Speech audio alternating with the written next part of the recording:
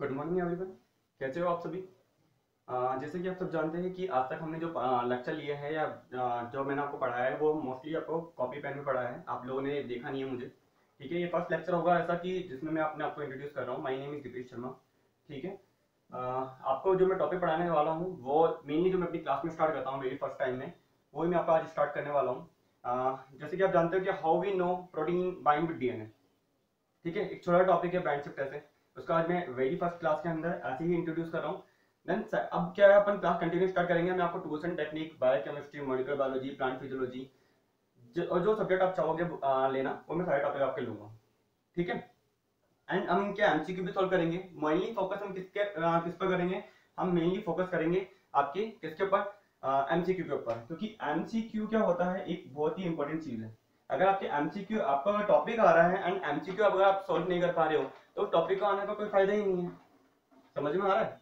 अगर मैं बोल रहा हूँ कि अगर हर एक बच्चा जानता है what is DNA, what is gel electrophoresis, but बच्चे अप्लाई नहीं कर पा रहे एमसीक्यू के ऊपर कि उनको वो टेक्निक कैसे यूज में लेनी है। तो मैं आपको बताऊंगा कि आपको टेक्निक कैसे यूज में लेनी है, क्या एमसीक्यू आ सकते हैं, क्या क्वेश्चन वो मेनली पूछेगा, और क्या चांसेस है आने वाले मतलब आने वाले टाइम में जो क्वेश्चन आएंगे, क्या चांसेस है कि क्या क्वेश्चन आ सकते हैं। ठीक है, हम टाइम खराब नहीं करते हैं एंड अपने क्वेश्चन के ऊपर आते हैं। आइए देखिए, टॉपिक का नाम क्या है। टॉपिक का नाम है, बहुत ही इजी है, बैंड शिफ्ट ऐसे। अब बैंड शिफ्ट ऐसे पढ़ाने से पहले, बैंड अगर आप देख रहे हो, बैंड ऐसे तो नॉर्मल आएंगे ही नहीं ना कि बैंड किसके ऊपर लेके आ रहे हैं। बैंड लेके आ रहे हैं हम जेल इलेक्ट्रोफोरेसिस बाई जेल। तो हम मेनली के टर्म किसके अंदर आती है, ये जेल इलेक्ट्रोफोरेसिस में आती है। Electrophoresis, what is gel electrophoresis. कोई बताएगा मुझे कि जेल इलेक्ट्रोफोरेसिस क्या होता है। देखो, जेल इलेक्ट्रोफोरेसिस क्या होता है मैं बता देता हूँ। By gel electrophoresis, by gel electrophoresis we can separate the molecule like, molecule क्या है, molecule like DNA, RNA and protein. जो भी चार्ज मॉलिक्यूल है, जिनके ऊपर चार्ज अप्लाई होता है, we can separate the molecules based upon their size, charge, mass and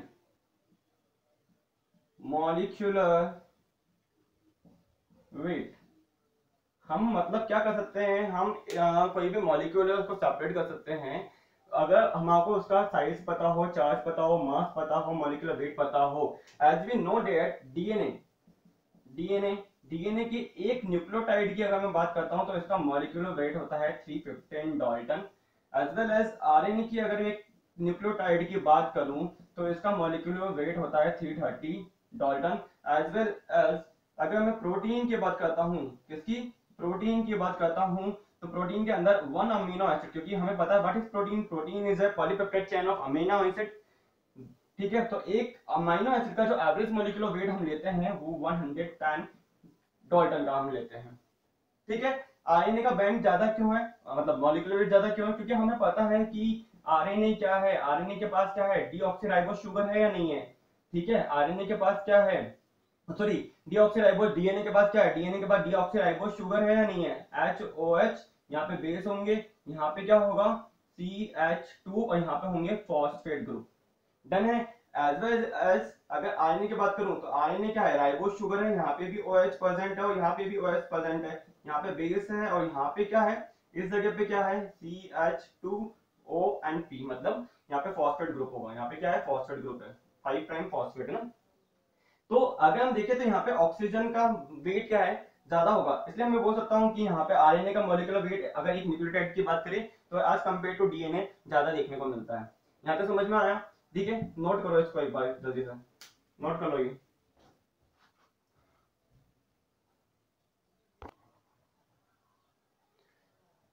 अब देखिए अपन क्या देखना चाह रहे हैं।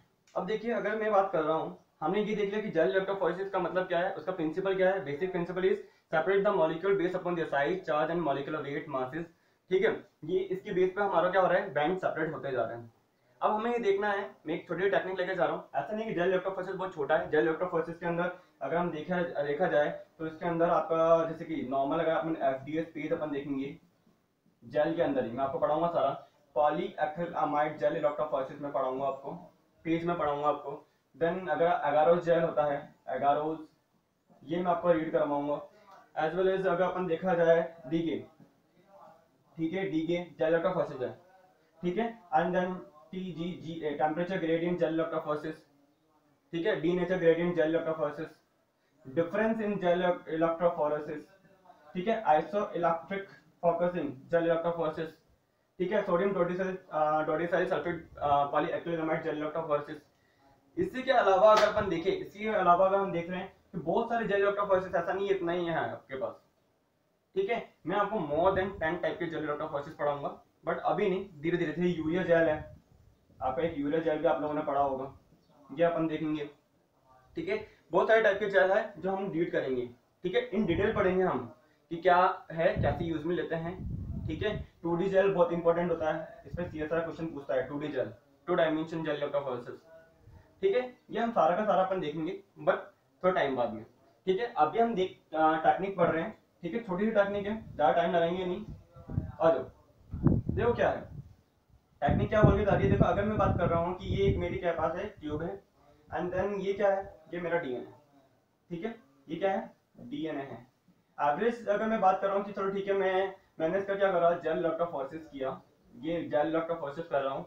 एंड देन मैंने एक वेल बनाई, मैंने सैंपल को क्या करा, लोड किया, यहाँ पे सैंपल लोड किया। एंड देन मैंने देखा यहाँ पे मेरे को एक बैंड आ रहा है, और ये बैंड कितने का है, ये एवरेज अगर मैं बोल रहा हूँ, चलो ठीक है 100 किलो डाल्टन का बैंड है, ठीक है। 100 किलो डाल्टन का बैंड है, ठीक है।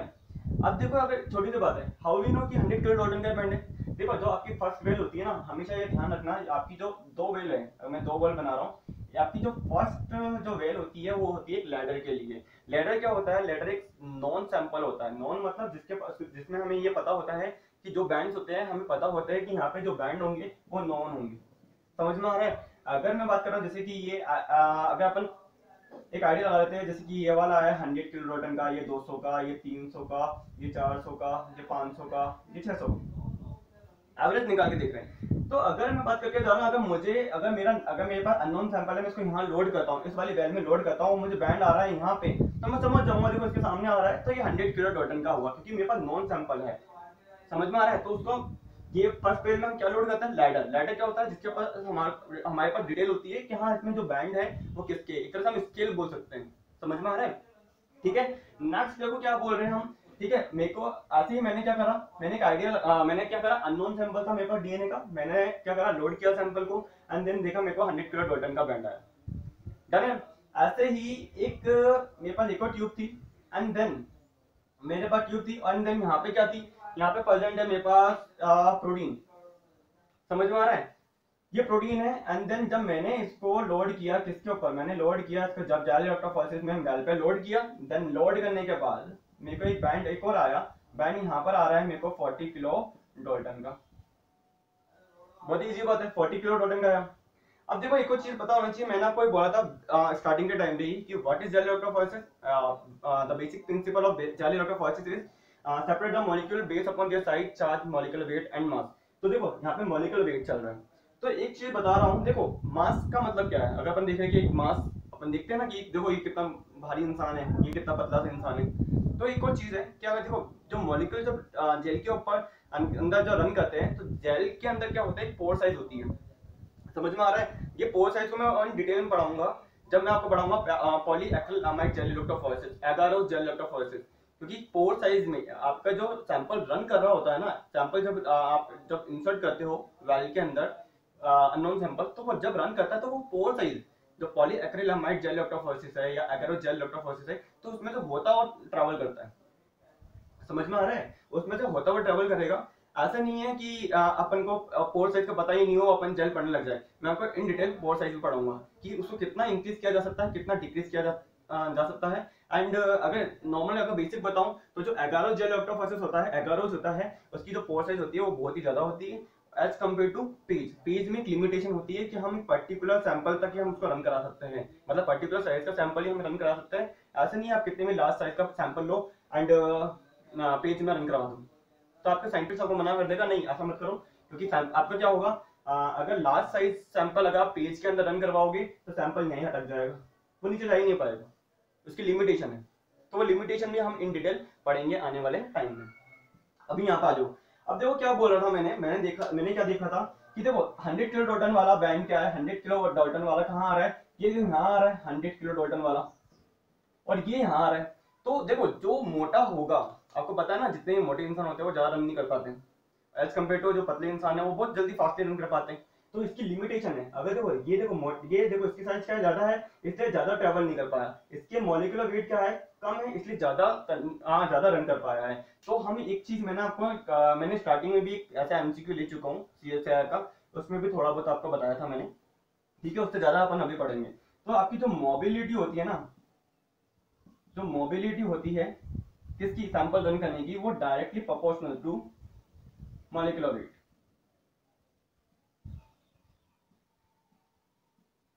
डायरेक्टली बोलेंगे या इनवर्सली बोलेंगे?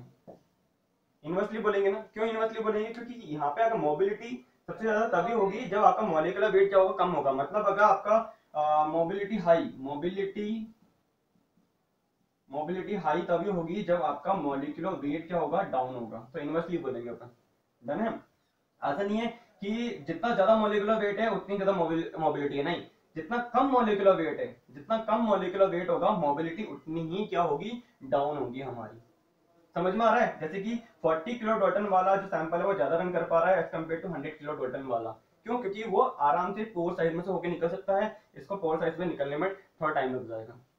अब देखो क्या है नेक्स्ट, देखो क्या है नेक्स्ट, हम देख रहे थे कि देखो ये दोनों अलग अलग सैंपल थे। अब मैंने क्या किया, ये वापस से एक ट्यूब ली, अब मैंने इसके अंदर क्या करा, इस ट्यूब के अंदर वापस से मेरा डीएनए सैंपल भी मैंने क्या करा, सेम वो ये वाला ही, इसको मैंने इस ट्यूब में डाल दिया और इस प्रोटीन को भी मैंने इसी ट्यूब में डाल दिया, इस प्रोटीन को भी मैंने इसी में डाल दिया। अब मैं देखना चाह रहा हूं कि प्रोटीन बाइंड कर रही है क्या डीएनए से या नहीं। हम क्या देखना चाह रहे हैं कि प्रोटीन बाइंड कर रही है डीएनए से या नहीं। तो देखो जब मैंने इसका यहाँ पे इंसर्ट किया एंड देन मैंने क्या करा, जब जेल लॉक का प्रोसेस करवाया तो मेरे को एक सिंगल बैंड आ रहा है। एक सिंगल बैंड कितने का आ रहा है, 140 किलो डाल्टन का। That mean protein bind DNA. इसका मतलब क्या है, प्रोटीन डीएनए से बाइंड कर पा रही है। दैट मीन हम बोल सकते हैं कि यहाँ पे क्या है, बाइंडिंग। अगर ये बाइंड नहीं करती तो उस कंडीशन में क्या आता कि हमें दो बैंड देखने को मिलते, एक तो 100 का और एक 40 का। इसका मतलब क्या था, नो बाइंडिंग, मतलब यहाँ पे कोई प्रोटीन बाइंड नहीं कर पा रही है। तो हम कैसे बोल सकते हैं, देखो अगर मैं बात कर रहा हूँ कि अपन एक एग्जांपल ले लेते हैं कि ये मेरा डीएनए है और यहाँ पे कौन प्रेजेंट है, ऑरआई प्रेजेंट है। ऑरआई क्या है, ओरिजिन ऑफ रेप्लिकेशन। रेप्लिकेशन के अंदर काम आता है अपन, डीएनए में ऑरआई प्रेजेंट होगी तो रेप्लिकेशन करके जाएगा। तो यहाँ पे ऑरआई अगर प्रेजेंट है तो यहाँ पे क्या है, रेप्लिकेशन के लिए जो प्रोटीन रेस्पॉन्सिबल है, किसके लिए, रेप्लिकेशन के लिए जो प्रोटीन रेस्पॉन्सिबल है, क्या वो बाइंड करेगी? डेफिनेटली बाइंड करेगी। क्यों नहीं बाइंड नहीं करेगी, वो बाइंड करेगी।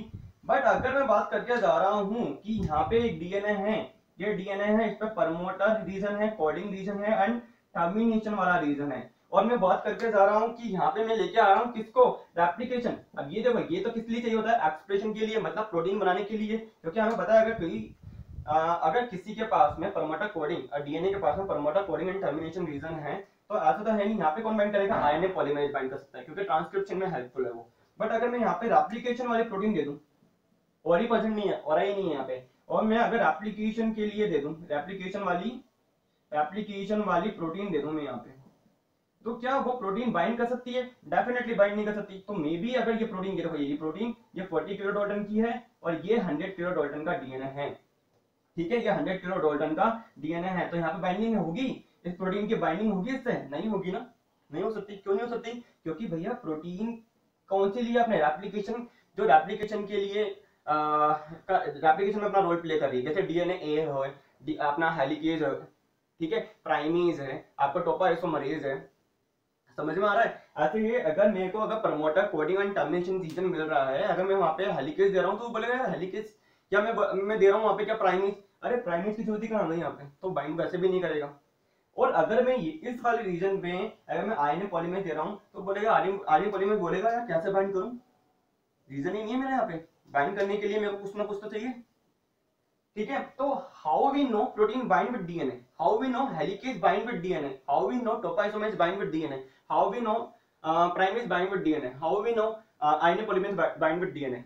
क्योंकि आपके पास जब भी एक क्वेश्चन आता है वो क्या बोलता है, if a researcher draw an experiment they will take a tube and insert a DNA and protein। तो आपको क्या है, हमेशा क्वेश्चन की स्टार्टिंग ऐसी होती है, तो सीएसआई के 4 नंबर क्वेश्चन आते हैं, एक पेज भर देते हैं और एक लैंग्वेज बनाने में।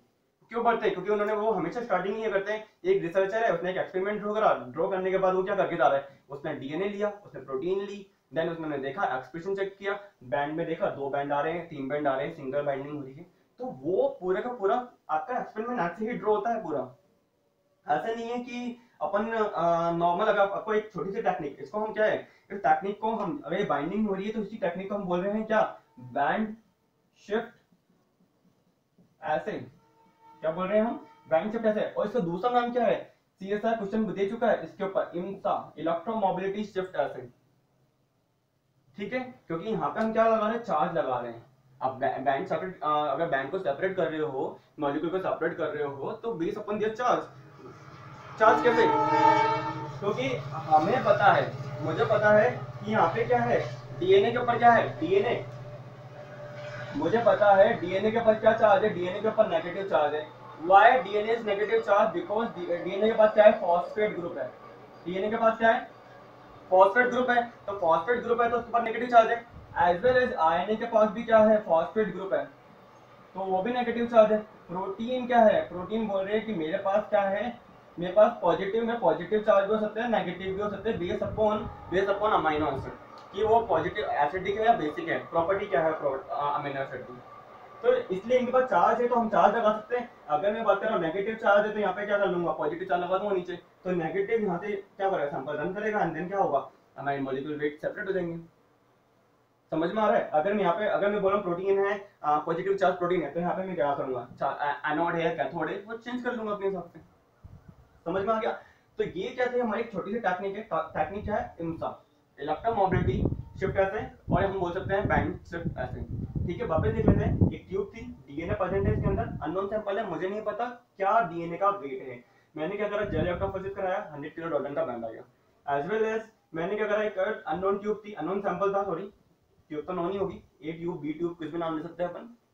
ठीक है, एक्सपेरिमेंट भी जो बनाते हैं तो हम ऐसे देते हैं कि रिसर्चर ने एक ए ट्यूब दी, उसमें उसने डीएनए सैंपल रखा, बी ट्यूब में प्रोटीन था, देन उन्होंने क्या करा, सी ट्यूब ली, सी ट्यूब के अंदर प्रोटीन एंड डीएनए दोनों तीनों था, एंड देन देखो नीचे एक एक्सपेरिमेंट ड्रॉ हो रहा है। इसी को अगर इन पूरे एक्सपेरिमेंट को अगर मैं एक ही डायग्राम में ड्रॉ करना चाहूँ तो मैं इजीली ड्रॉ कर सकता हूँ। देखो ऐसे,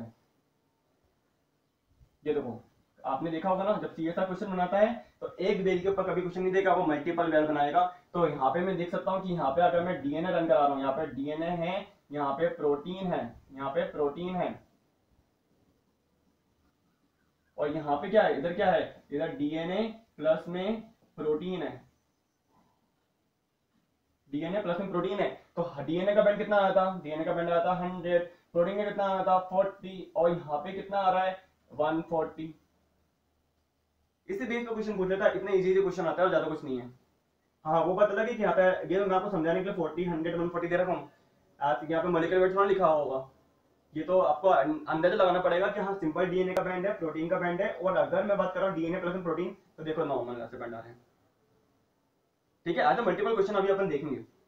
ठीक है, तो हमने अगर एक साथ लेके आ रहे हैं, एक ही ट्यूब के अंदर सैंपल, मतलब डीएनए सैंपल एंड प्रोटीन को लेके आ रहे हैं, अगर वो बाइंडिंग कर रहा है तो हम बोल सकते हैं कि बाइंडिंग हमारा एक सिंगल बैंड मिलेगा, अगर बाइंडिंग नहीं कर रहा है तो हमें 2 बैंड देखने को मिलेंगे। तो इसी को हम बोल के जा रहे हैं बाइंडिंग, मतलब कि डीएनए प्रोटीन ने बाइंडिंग कर ली है, तो बैंड क्या हो गया, बैंड शिफ्ट हो गया। क्यों, क्योंकि मोबिलिटी इंक्रीज हो गई, और मोबिलिटी डिक्रीज हो गई, मास क्या हो गया, इंक्रीज हो गया, तो मोबिलिटी क्या हो गई, डाउन हो गई। तो डाउन हो जाएगी तो क्या होगा, आपका जो बैंड क्या होगा, पहले कहाँ था, नीचे था, अब क्या होगा, शिफ्ट हो गया, कहाँ शिफ्ट हो गया, ऊपर की साइड शिफ्ट हो गया। तो इसलिए हम क्या बोल रहे हैं, हाँ देखो हमने सेपरेट कर लिया मॉलिक्यूल को, तो हमने बाइंडिंग आइडेंटिफाई कर ली कि हाँ डीएनए प्रोटीन ने बाइंड करा है। बट आने वाले टाइम में मैं आपको एक टेक्निक पढ़ाऊंगा कि हाउ वी नो किसी पोजीशन क्या है, कि अगर ये मेरा डीएनए है और ये वॉच मेरी अगर प्रोटीन है, तो ये वॉच किस जगह पर बाइंड कर रही है, बैठी हुई, कि कहाँ है, ये अगर प्रोटीन है तो ये कहाँ, इसकी लोकेशन क्या है। क्योंकि डीएनए अगर 100 बेस पेयर का डीएनए है तो 100 बेस पेयर के डीएनए में उसने साइज कितनी गेन कर रखी है, मतलब 20 न्यूक्लियोटाइड से लेकर 30 न्यूक्लियोटाइड तक है या 30 to 40 कितना है, तो वो हम करेंगे इको टेक्निक के थ्रू, उसका नाम है फुट प्रिंटिंग, जो आने वाले टाइम में हम ले सकते हैं। कुछ टेक्निक होती है जैसे कि आपकी बैंड शिफ्ट ऐसे, आपकी एसडीएस एंड नेटिव, देन आपकी फुट प्रिंटिंग, एफिनिटी, ठीक है, बॉन्डिंग। कुछ 4-5 टेक्निक एकदम ऐसी होती है जो आपकी बेस क्लियर करती है, उसके बाद ही आप क्या कर सकते हो, सीएसआई के लिए प्रिपरेशन कर सकते हो। उसके बाद आपको मॉलिक्यूलर बायोलॉजी बहुत इजी समझ में आएगी, टेक्निक इजीली समझ में आएगी। तो टेक्निक के बिना 4-5 टेक्निक ऐसी है जो आपका बेस क्लियर करके जाएगी। तो सबसे पहले हम बेस क्लियर करेंगे, देन हम हाई लेवल में जाएंगे, ठीक है। और ऐसा मत समझना कि लो लेवल है ये एकदम, इसके ऊपर सीएसआर ने 4-4 नंबर के मल्टीपल टाइम क्वेश्चन पूछ सके, और मैं एक क्वेश्चन तो ऑलरेडी सॉल्व करा चुका हूँ। आप मेरा फर्स्ट सेकंड लेक्चर देख लेना, वो इसी टेक्निक के ऊपर है, ठीक है। अब थोड़ा इसमें डिटेल में देखते हैं अपन क्या है, ठीक है, डिटेल में देखते हैं अपन।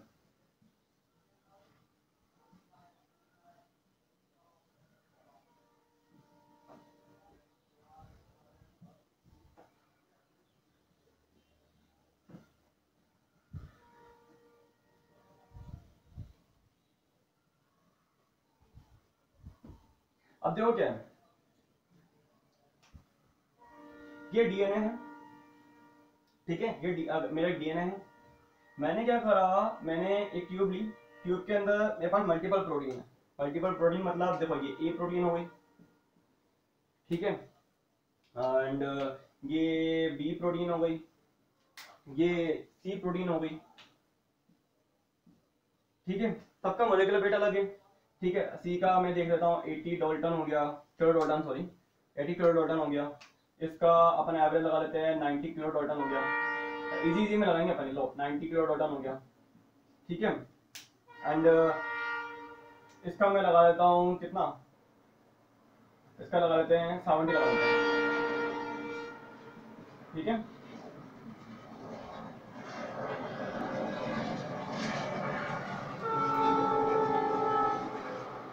डीएनए का मॉलिक्यूलर वेट अपन ले लेते हैं 100 किलो डाल्टन।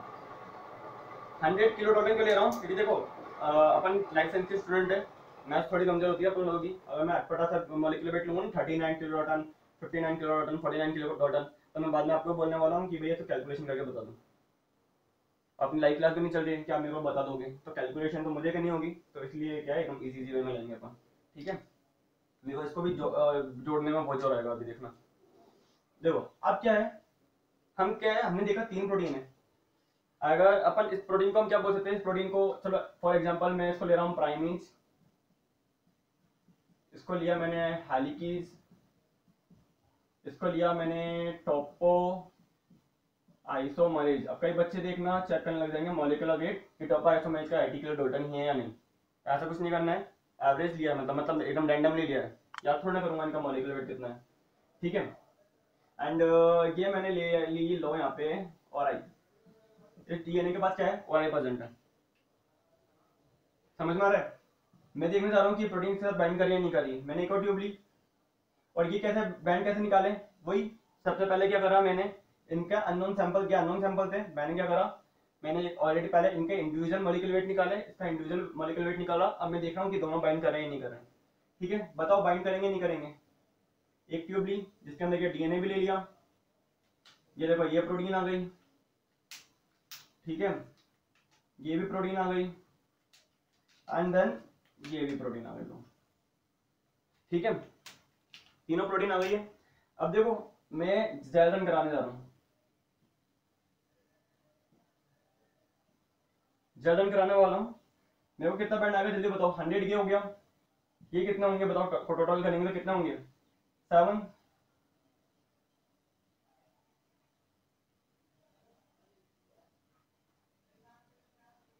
240 तो क्या हो गए, ठीक है, 240 हो गए ना, जोड़ लेना इसको, ठीक है। 100 ये हो गया total.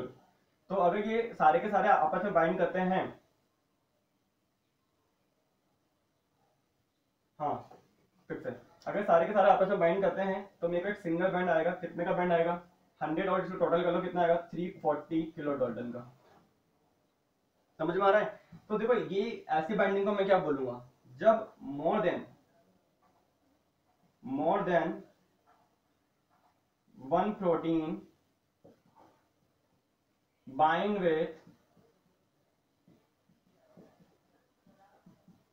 more than one protein bind with DNA, इस टाइप की बाइंडिंग को मैं बोलूंगा क्या, मल्टीमेरिक बाइंडिंग। ऐसी बाइंडिंग को मैं बोल के जाऊंगा मल्टीमेरिक बाइंडिंग।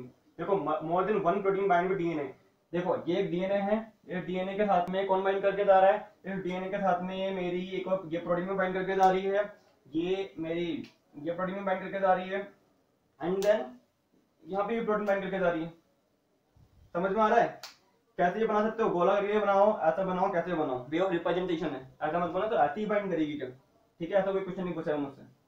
ये डीएनए है, ठीक है, ये कितना था, जैसे कि एक कितना है, ये रेड वाला 70 था, ब्लू वाला 90 है, एंड ये कौन सा है 80 किलो डाल्टन। तो टोटल अगर ये बाइंड कर रहा है 100 किलो डाल्टन, तो ये सारे के सारे का मॉलिक्यूलर वेट कितना होगा 340। तो more than one protein bind with DNA, that type of binding known as multimeric binding. ठीक है, ऐसा नहीं है कि आप ही एक जने से या दो जने से बाइंड कर सकते हो।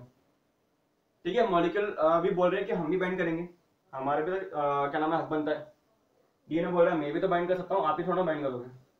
तो ऐसे ही अगर more than one protein bind with DNA, that type of binding is known as multimeric binding. तो बाइंडिंग में दो टाइप की है, एक तो एक मल्टीमेरिक बाइंडिंग, एक और होती है सैंडविच बाइंडिंग। तो सैंडविच बाइंडिंग के अंदर क्या है, सैंडविच बाइंडिंग के अंदर देखो क्या होता है, ये समझ में आ गया, ये नोट कर लेना सारे के सारे। अब देखो नेक्स्ट क्या है, एक होती है सैंडविच बाइंडिंग, ये तो हो गया मल्टीमेरिक, अब होगा सैंडविच बाइंडिंग। तो सैंडविच बाइंडिंग में हम क्या देखेंगे, देखो सैंडविच बाइंडिंग में मतलब मैं बोल रहा हूँ कि ये ट्यूब है, इसमें ये डीएनए है, ये 100 किलो डाल्टन का है, ये एक और ट्यूब है, इसके अंदर डीएनए है, इसका लगा लेते हैं अपन 110 किलो डाल्टन का। ठीक है, एंड ये ट्यूब है, इसके अंदर एक प्रोटीन है, ये अपन बोल सकते हैं कि अगर इसका मोलिकुलर वेट होगा लो कितना कितना ले अपन 50 ले लेते, चलो 50। ठीक है, इजी में लेंगे ताकि आपको भी समझने में दिक्कत ना है।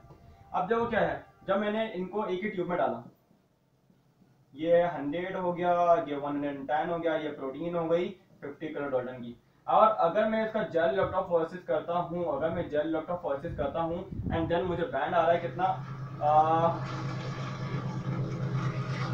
250 का, अगर मुझे बैंड आ रहा है 250 का, दैट मीन कि यहाँ पे जो प्रोटीन है, ये प्रोटीन है, ये प्रोटीन में क्या हो, ये प्रोटीन क्या हुई है, सैंडविच हुई है दो डीएनए के बीच में। ठीक है, ये डीएनए ने दो डीएनए को होल्ड कर रखा है।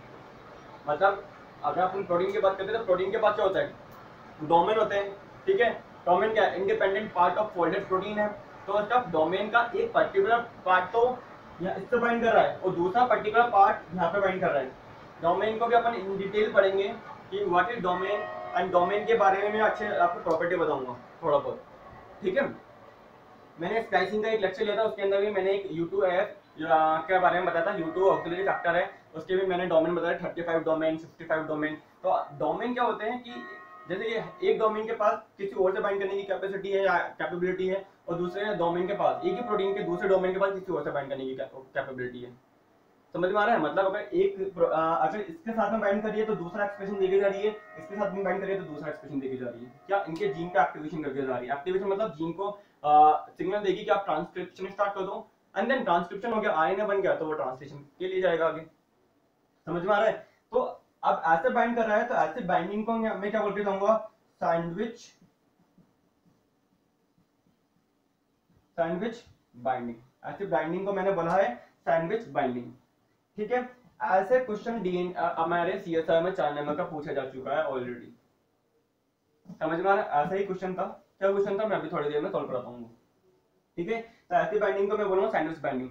तो देखो इनकी अब एक और चीज है जो मेरे को आपको और बताना है। देखो ये आपने नोट कर लेना, ये नोट कर लेना। अब देखो और क्या चीज आपको देखने को मिलती है, देखो प्रोबेबिलिटी निकालेंगे अपन इनके अंदर की बैंड्स आने के चांस क्या होते हैं, बैंड कितने टाइप के आ सकते हैं या क्या क्या बैंड आ सकते हैं, हम ये भी देखेंगे।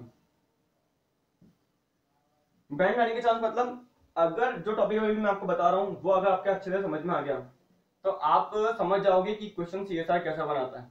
आप भी अपने आप में क्वेश्चंस बना सकते हो। ठीक है, कैसे? देखो क्या है, ये एक डीएनए है और ये इसके पास क्या है, ये इस ट्यूब में प्रोटीन है। मैंने दोनों को एक ही ट्यूब के अंदर इंसर्ट किया। डीएनए का मॉलिक्यूलर वेट मैं 100 ही ले रहा हूँ, प्रोटीन का मैं ले रहा हूँ 40 किलो डाल्टन।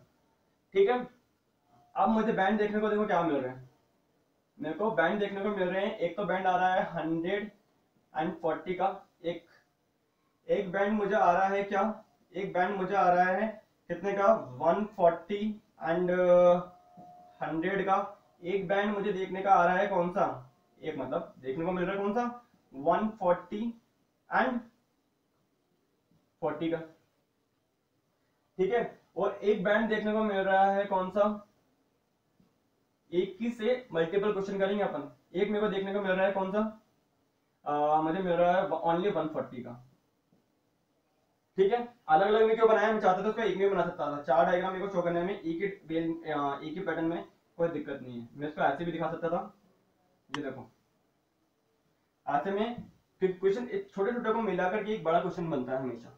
मतलब देखो इसको यहाँ पे ड्रॉ करता हूँ, तो ये देखो 100 एंड कितना है 40, इसको देखते हैं 140 100 एंड इसको देखते हैं 140 40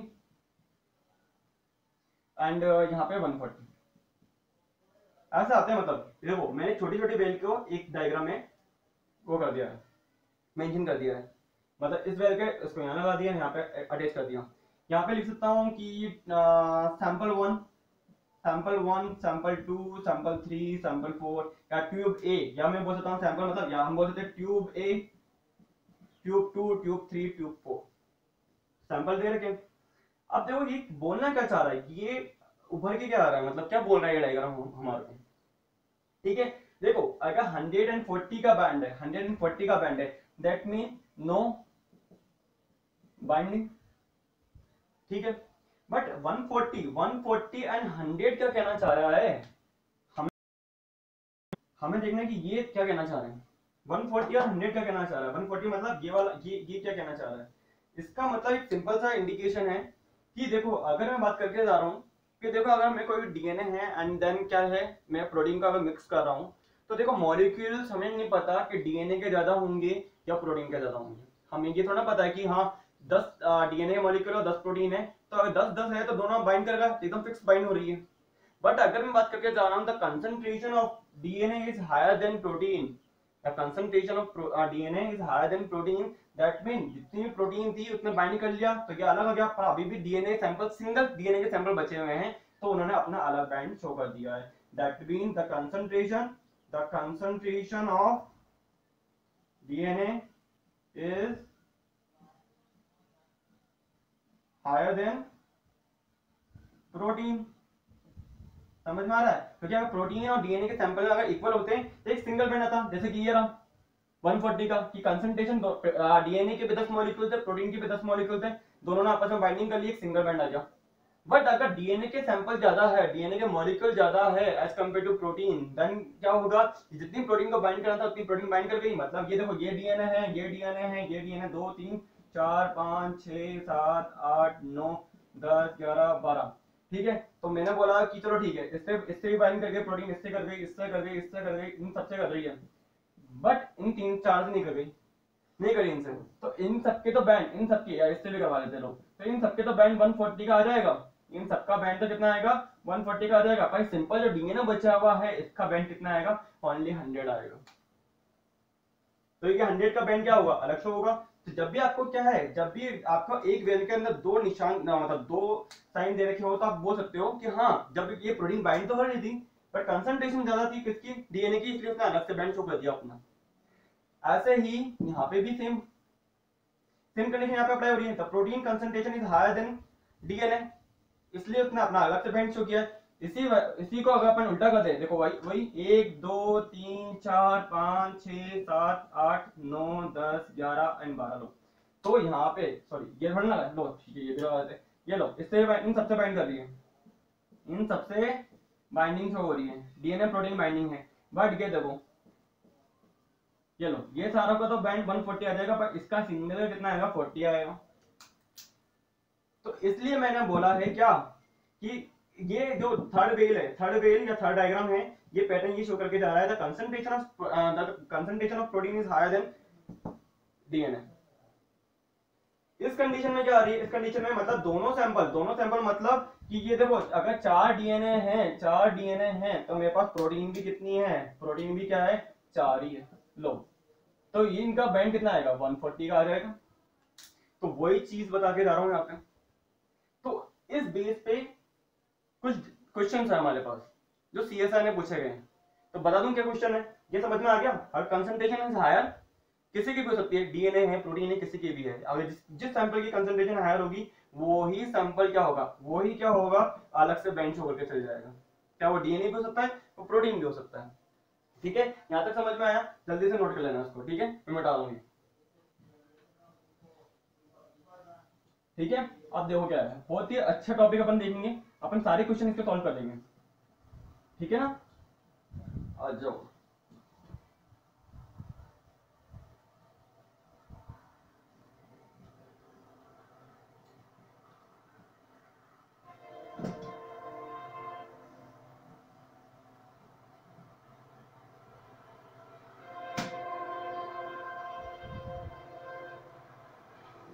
ठीक है, अब देखो सीएसआई ने क्वेश्चन पूछा था,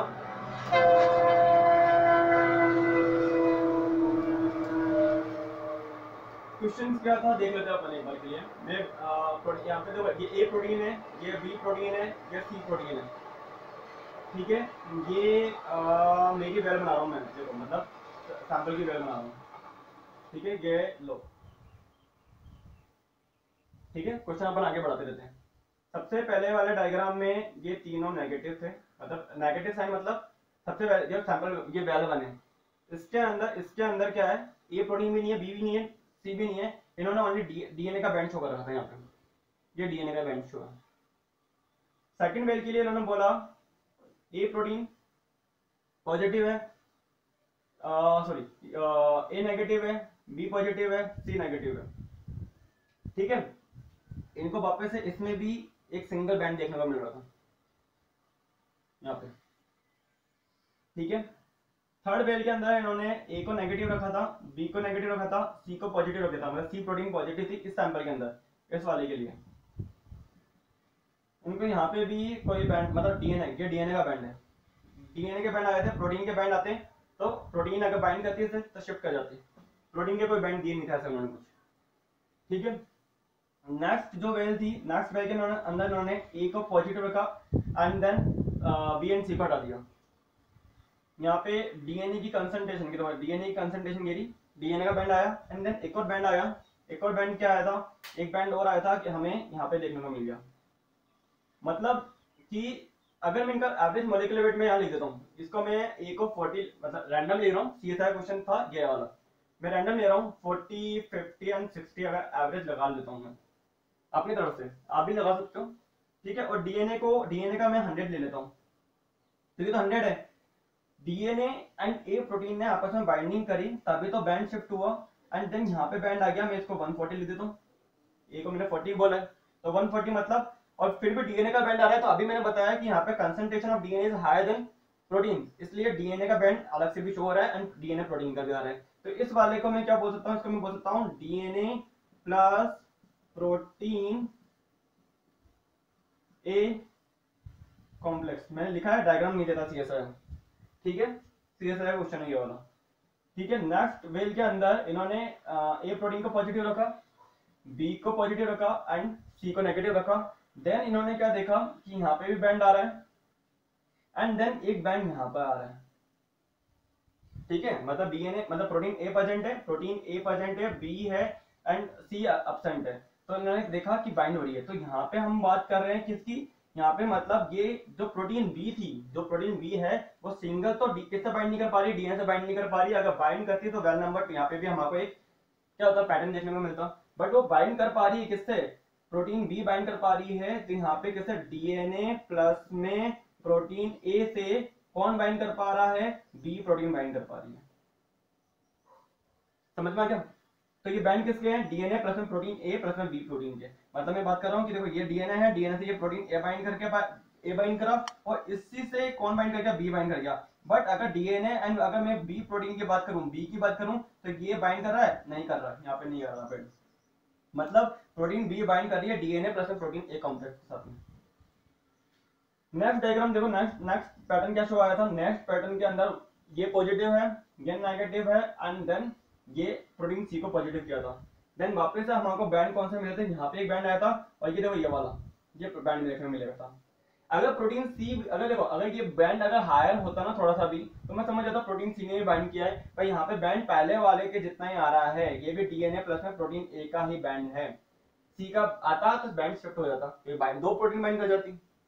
तो यहाँ पे भी बैंड शिफ्ट नहीं हुआ, मतलब मतलब यहाँ पे ये अगर अपन बात करें डीएनए, ये डीएनए ये है अपनी प्रोटीन ए और ये सी है, तो सी बाइंड नहीं कर रही है, बाइंड करती तो बैंड शिफ्ट हो जाता हमारा। ठीक है, तो ऐसे हमारे पास देखो कितनी वैल्यू हो गई, 1 2 3 4 5 6, ऐसे करते हुए हमारे पास बैंड, हमारे पास 6 या 7 वैल्यू का एक क्वेश्चन आया था सीएसआर का। ठीक है, उन्होंने ये बोला था कि एक रिसर्चर है वो एक्सपेरिमेंट ड्रॉ कर रहे हैं, एक्सपेरिमेंट ड्रॉ करने के बाद उन्होंने क्या किया है, और प्रोटीन वो ये देख रहे हैं कि इम्सा एक्सपेरिमेंट किया है, देख रहे हैं कि प्रोटीन बाइंड कर रही है नहीं कर रही है। ठीक है, इम्सा मतलब इलेक्ट्रोमोबिलिटी शिफ्ट ऐसे। उन्होंने क्या करा, लैंग्वेज भी ऐसी थी कि उन्होंने क्या करा है, जैसे कि उन्होंने ए बी और सी तीन टाइप की प्रोटीन ली, A B C and DNA sample लिया है, एंड देन उन्होंने बोला कि इम्सा दिया है, बताओ इनमें से क्या सही है क्या गलत है। विच ऑफ द फॉलोइंग, उन्होंने बोला था विच of the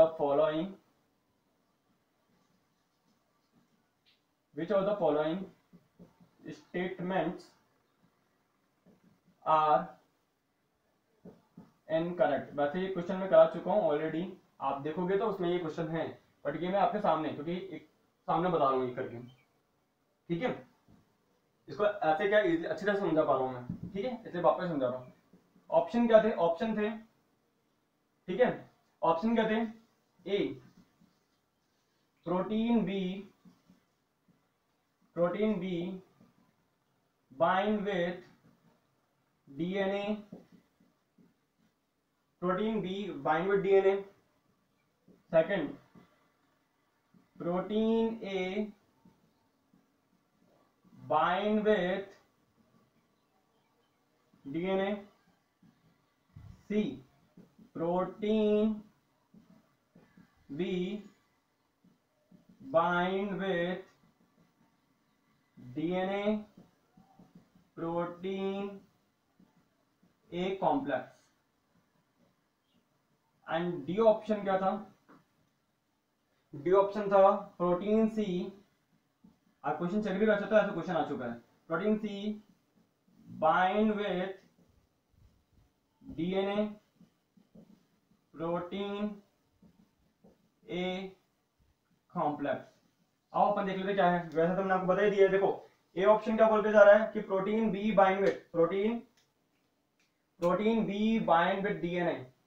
देखो प्रोटीन बी का ये रहा, यहाँ पे कोई बाइंड देखने को मिल रहा है, यहाँ तक नहीं देखने को मिल रहा, तो ये क्या हो गया cross. Protein A bind with DNA, तो देखो ये प्रोटीन, देखो ये रहा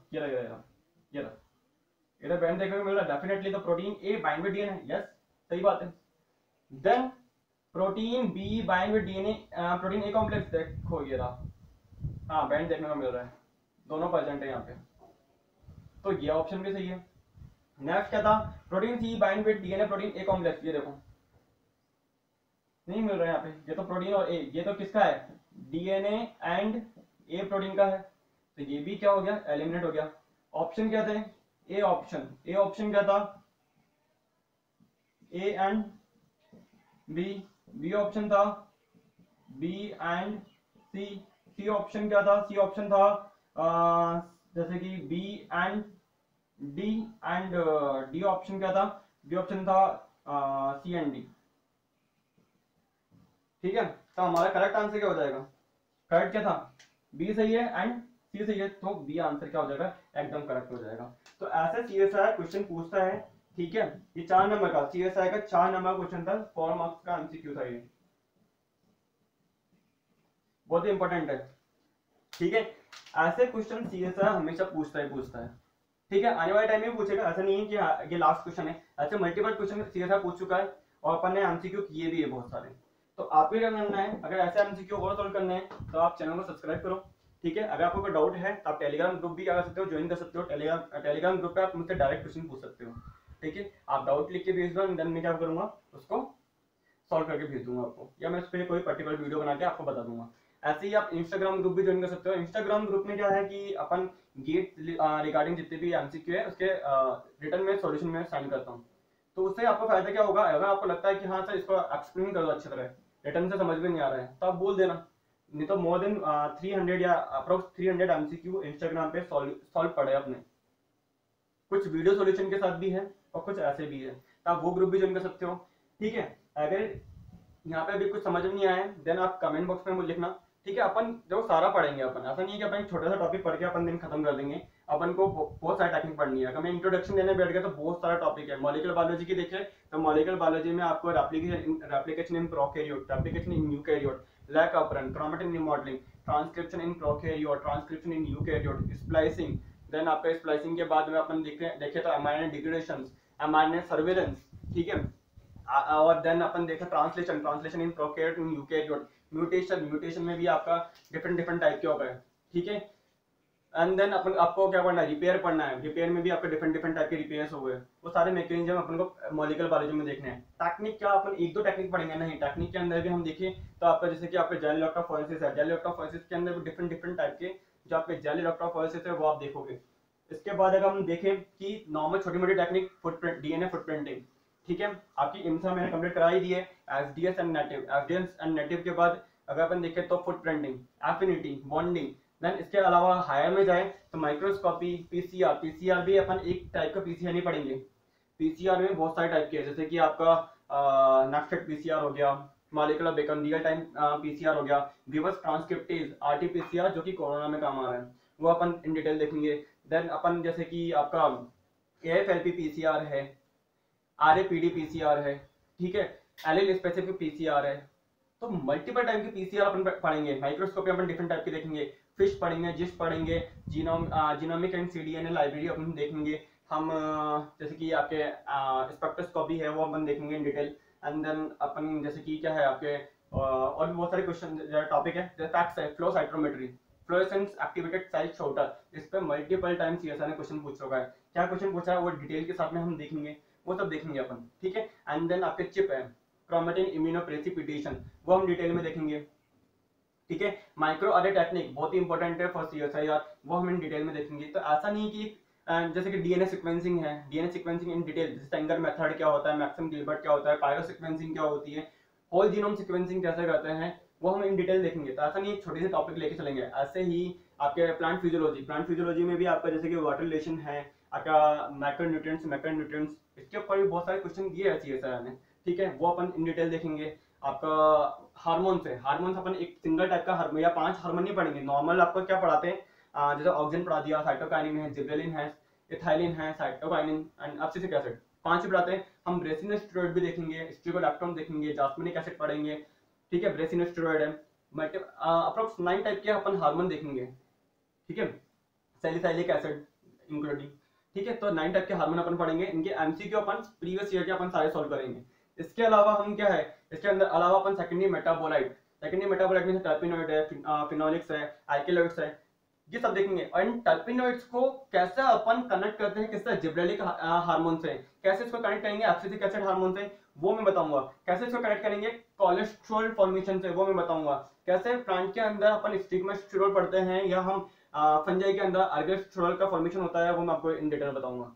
ठीक है, क्योंकि अगर एक छोटा सा टॉपिक से कनेक्टिविटी अपन सारे टॉपिक को कनेक्ट करके चलेंगे, क्योंकि टर्पिनोइड्स अगर आपको एक टर्पिनोइड सिंगल टॉपिक आ जाता है ना, तो आप जिब्रेलिक एसिड फॉर्मेशन इजीली याद कर सकते हो, एब्सिसिक एसिड फॉर्मेशन इजीली याद कर सकते हो, आप कोलेस्ट्रॉल फॉर्मेशन इजीली याद कर सकते हो। अगर एक छोटा सा टॉपिक आता है तो एक पाथवे मल्टीपल पाथवे को लेके जाते हैं, ये नहीं सिंगल पाथवे आपको पढ़ना है। ठीक है, वो हम इन डिटेल देखेंगे। ठीक है, बायोकेमिस्ट्री के अंदर भी हम पूरा मेटाबॉलिज्म है, fatty acid metabolism, nucleotide metabolism मैं आपको ऑलरेडी पढ़ा चुका हूँ, उसके एमसीक्यू भी अपन सॉल्व कर चुके हैं। 10 पार्ट के अंदर न्यूक्लियोटाइड मेटाबॉलिज्म है, वो अपन बोर्ड पे नहीं लेंगे अपन अब, क्योंकि दोबारा टाइम खराब नहीं करना मुझे आपका। तो आप उसको देख सकते हो, अगर कोई डाउट है आप मुझसे पूछ सकते हो। ठीक है, फैटी एसिड मेटाबॉलिज्म है, ग्लाइकोलाइसिस मतलब आपका एरोबिक एंड एनारोबिक रेस्पिरेशन हम देखेंगे ध्यान से। ठीक है, और एकदम डिटेल में लेकर जाएंगे हम। ये क्वेश्चन ऐसे नहीं करेंगे कि हाँ ये ऐसा होता है, ये ऐसा होता क्यों है, वो हम देखेंगे। आप पूछोगे कि सर ऐसा ही क्यों हुआ, ग्लूकोज हेक्सोकाइनेज से ही क्यों बाइंड किया और उसने ग्लूकोज 6 फॉस्फेट ही क्यों बनाया, क्यों ग्लूकोज ने कुछ और प्रोडक्ट का फॉर्मेशन नहीं किया, क्यों एंजाइम ऐसे ही काम करके जा रहे हैं, क्यों एंजाइम सब्जेक्ट सबस्ट्रेट से ऐसे ही बाइंड कर रहे हैं, क्यों बाइंडिंग हो रही है इनकी, वो हम इन डिटेल देखेंगे। ठीक है, क्या एक्टिव साइट क्या होती है किसी भी पर्टिकुलर सबस्ट्रेट की एंजाइम की, तो हम इन डिटेल देखेंगे। कॉम्पिटिटिव, इनकॉम्पिटिटिव, ठीक है, मिक्स कर जो अपन जिसपे क्वेश्चन आते हैं, एकदम एक्यूरेट क्वेश्चन आते हैं, और इसको देख लोगे तो उसके मतलब जो मैं आपको ट्रिक बताऊंगा उनको देखना है, उसके बाद अलावा आप एंजाइम के कर्व पे भी आपको कभी कोई दिक्कत नहीं आएगी, आपके एमसीक्यू इजीली सॉल्व होंगे। तो वो हमें इन डिटेल देखना चाहिए अपन। ठीक है, लगा मुझे आने वाले टाइम में और कुछ भी पढ़ाना है तो आप सेल बायोलॉजी में भी कुछ पूछ सकते हो, जैसे कैंसर है, अपॉप्टोसिस है, प्रोटीन टारगेटिंग है, वो अपन इन डिटेल देख सकते हैं। ठीक है, आपके सीटीटी पीटीटी को translational transport, post translational transport, तो हम डिटेल देखेंगे। जैसे ट्रांसलेशन से हमने प्रोटीन बनाई, प्रोटीन बनाने के बाद हम प्रोटीन के स्ट्रक्चर देखेंगे, जैसे अल्फा आपके primary structure, secondary structure, tertiary structure. जैसे टर्शियरी स्ट्रक्चर देखिए, हम प्रोटीन की फोल्डिंग देख लेंगे, फोल्डिंग करने के साथ साथ ही हम देख लेंगे क्या सीटीटी एंड पीटीटी, मतलब एकदम सीक्वेंस में जाएगा कि ये अमीनो एसिड है, अमीनो एसिड से प्रोटीन बनाई, प्रोटीन से हमने क्या करा, उसका मॉडिफिकेशन करवा दिया, उसके स्ट्रक्चर पढ़ लिया, उसका मॉडिफिकेशन करा दिया। ऐसा नहीं है कि मैं सेल बायोलॉजी के अंदर आपको प्रोटीन लेकर बायोकेमिस्ट्री में प्रोटीन अलग पढ़ा रहा हूँ, देन सेल बायोलॉजी में आपको उसकी टारगेटिंग अलग समझा रहा हूँ, एंड मॉलिक्यूलर बायोलॉजी में ट्रांसलेशन अलग पढ़ा रहा हूँ। हम सबको कनेक्टिंग लेके चलेंगे। अगर प्रोटीन चल रहा है तो इसके ट्रांसलेशन से स्टार्ट करके देन हम उसकी टारगेटिंग लेके जाएंगे। उससे क्या होगा फायदा आपका कि आपको समझ में आएगा। हाँ देखो, ट्रांसलेशन में सर ने मॉलिक्यूलर बायोलॉजी का टॉपिक था ट्रांसलेशन, उससे आपने प्रोटीन बना करके आपने क्या करा है, हमने क्या मतलब हम सबने क्या किया है, हमने इमेजिनरी सोचो आपकी, हाँ हम ट्रांसलेशन प्रोटीन बना रहे हैं, देन उसकी स्ट्रक्चर पढ़ रहे हैं, हाँ ये प्रोटीन जो बनी है उसकी प्राइमरी स्ट्रक्चर ये है, जो अपन बनाते हुए दिखा देंगे। सेकेंडरी स्ट्रक्चर में आपका अल्फा हेलिक्स है, 4.4 पाई हेलिक्स हो गया, 3.6 13 हेलिक्स हो गया, 2.2 7 हेलिक्स हो गया, ये अपन देन आपका बीटा शीट्स हो गया, टेंस हो गए, वो इन डिटेल में देखते ही जैसे उसके देन वो खत्म होते ही हम फोल्डिंग चैप्टर के अंदर फोल्डिंग करवा करके अब उसका पोस्ट ट्रांसलेशन, प्रोटीन तो बनी गई है, पोस्ट ट्रांसलेशन मॉडिफिकेशन के लिए कैसे लेके जाएंगे हम, और कौन सी प्रोटीन है जो आगे जा सकती है और जिसको हमें यहाँ रोकना है, उस प्रोसेस को हम करेंगे कि हाँ आगे लेके नहीं जाना टॉपिक को। ठीक है, तो वो सारा का सारा हम डिटेल में देखेंगे। ठीक है, तो आपका अगर कोई भी डाउट रहता है तो आप पूछ सकते हो। आप चैनल को सब्सक्राइब करो, ज़्यादा से ज़्यादा सब्सक्राइब करो, जितने ज़्यादा बंदे होंगे मेरे को पढ़ाने में बड़ा मजा आएगा। ठीक है, एंड मोस्टली अपन वीक में एक ही वीडियो देंगे, एक वीडियो होगा ऑथेंटिक होगा और उसके अंदर क्या होगा मेनली आपकी डिटेल होगी। ठीक है, मोस्टली डिटेल होगी क्योंकि वीक डे के अंदर मेरे को भी टाइम नहीं मिल पाता है, तो वीकेंड में अपन एक वीडियो अपलोड कर लेंगे। ठीक है, thank you, all the best, ध्यान रखना अपना।